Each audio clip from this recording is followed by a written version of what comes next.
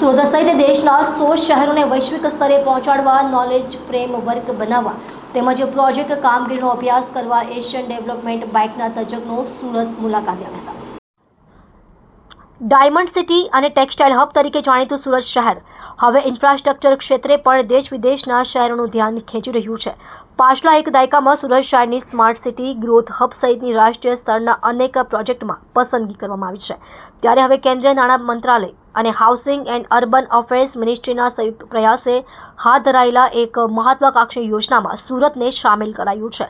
સુરત સહિત દેશના 100 શહેરોને વૈશ્વિક સ્તરે પહોંચાડવા માટે નોલેજ ફ્રેમવર્ક તૈયાર કરાશે, જે અંતર્ગત પ્રોજેક્ટો અને કામગીરીનો અભ્યાસ કરવા માટે એશિયન ડેવલપમેન્ટ બેંકના તજજ્ઞો સુરતની મુલાકાતે આવ્યા હતા. તેમણે વિવિધ પ્રોજેક્ટોની મુલાકાત લેવાની સાથે જ દેશના અન્ય શહેરોમાં પણ અમલી થઈ શકે એવી બાબતોનો અભ્યાસ કર્યો હતો.